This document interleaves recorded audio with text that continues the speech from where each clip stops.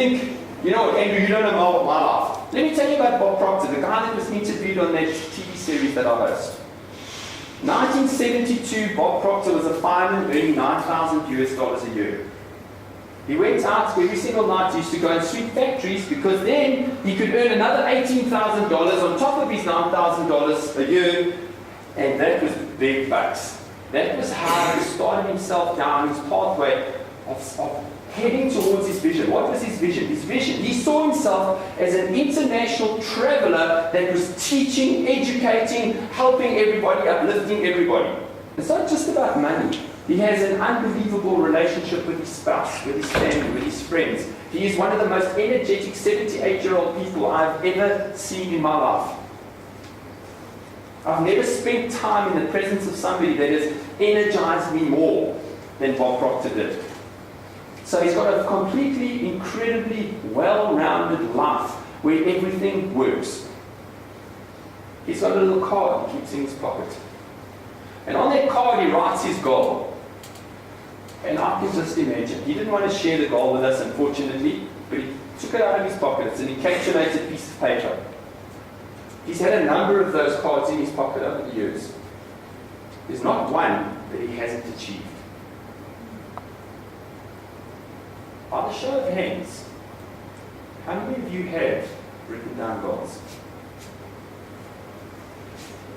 Average between 1 and 3%. In 1956, at Harvard University, they did an experiment, and they asked the students one simple question. How many of you have got written down goals? It was Harvard, so it was a bigger percent, it was 10%. 10 years later, they came back and they brought those same people back and they asked them one question. What are you earning today? The people who've written down goals were earning between 10 and 50 times more than the people without written down goals. Why is that? Because they have a direction. They're taking action every single day that is moving them towards where they want to go.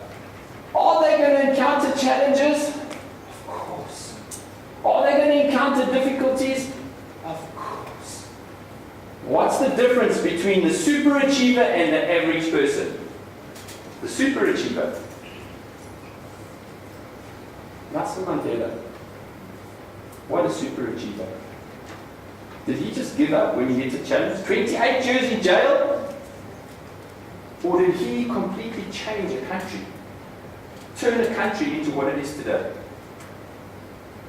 He didn't give up. How much bigger a challenge can you encounter than 28 years in jail? We have problems, do we? Superachievers encounter problems, challenges, difficulties, roadblocks, setbacks. They reach them, they look at them, and they overcome them. They go, next.